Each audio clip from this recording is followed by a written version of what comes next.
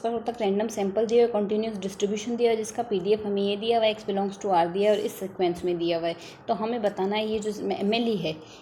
1/2 x2 + x3 ये हमारे पास unique MLE है या नहीं है, ये थीटा की फाइंड आउट करनी है। तो अगर हम यहाँ से देखें f हमें यहाँ से ये दिया तो L इक्वल्स टू इनका प्रोडक्ट आएगा f xi थीटा का, तो i equals to 1 to n के लिए। तो अगर इसका प्रोडक्ट निकालेंगे वैल्यू हमारे पास यही आएगी,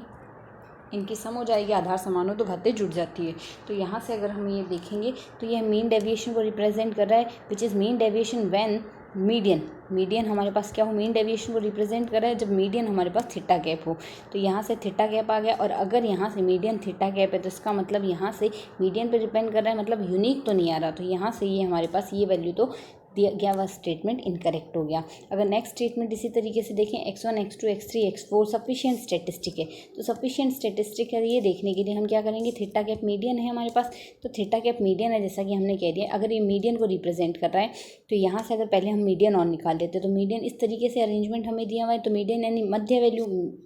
मिड वैल्यू आएगी, तो मिड वैल्यू तो इनके बीच में ही आएगी x2 और x3 के, तो ये मिड वैल्यू ये आएगी, मतलब इस इंटरवल में आ रहा है, इस इंटरवल में आ रहा है तो मतलब यूनिक नहीं, हमने ये कहा था। तो अब सफिशिएंट देखने के लिए हम यहाँ से क्या कंडीशन लेंगे, जैसे कि हम यहाँ से हमें ये दी हुई है sequence x1 x2 x3 x4, तो ये हमारे देखना है ये यहाँ से इसकी कंप्लीट स्टैटिस्टिक्स है या नहीं है, तो कंप्लीट है या नहीं इसके केस में हम ये अरेंजमेंट लेंगे x1 x2 x3 और इन दोनों का डिफरेंस ले लेंगे। तो अगर इसका एक्सपेक्टेशन निकालेंगे तो एक्सपेक्टेशन हम जानते हैं यहाँ से 0 आएगा। अगर एक्सपेक्टेशन 0 आता है तो इसके केस में h की वैल्यू तो 0 है नहीं, हमारे पास h ही तो है जो 0 नहीं है, एक्सपेक्टेशन स्टिल 0 आ रहा है। तो अगर किसी भी एलिमेंट खुद 0 नहीं है फिर भी एक्सपेक्टेशन 0 आती है तो ऐसी स्टैटिस्टिक हमारे पास कंप्लीट स्टैटिस्टिक नहीं हो सकती, तो इस वजह से ये कंप्लीट नहीं होगी।